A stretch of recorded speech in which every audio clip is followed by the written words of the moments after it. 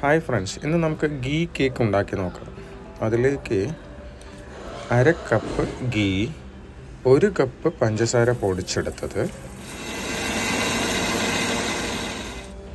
ഇത് രണ്ടും നന്നായിട്ട് മിക്സ് ചെയ്യുക. അതിലേക്ക് 1/4 teaspoon vanilla essence, 1/4 teaspoon baking soda add ചെയ്ത് നന്നായിട്ട് മിക്സ് ചെയ്യുക.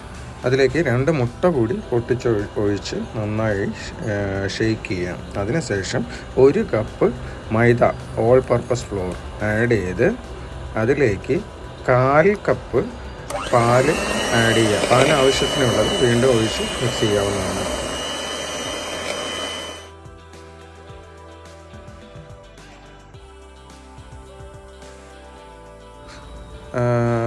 മിൽക്ക് റൂം ടെമ്പറേച്ചറിലുള്ളത് വേണം, അല്ലെങ്കിൽ ഒന്ന് ഹീറ്റ് ചെയ്തെടുക്കണം.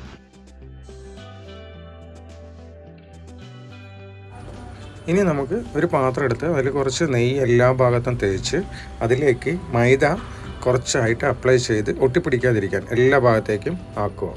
ശേഷം നമ്മൾ മിക്സ് ചെയ്ത് വെച്ചിരിക്കുന്ന ഐറ്റംസ് ഇതിലേക്ക് അപ്ലൈ ചെയ്ത് ഒന്ന് ഷേക്ക് ചെയ്ത് കൊടുക്കുക. അത് കഴിഞ്ഞ് ഡ്രൈ ഫ്രൂട്ട്സ് മേലെ അലങ്കാരത്തിന് ഇട്ട് കൊടുക്കുക.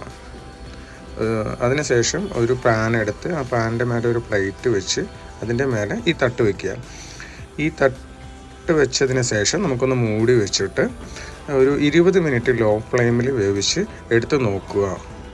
ഒരു സ്റ്റിക്ക് എടുത്ത് കുത്തി നോക്കുക. അത് ഒട്ടിപ്പിടിക്കുന്നില്ലെങ്കിൽ നിങ്ങളുടെ കേക്ക് റെഡി.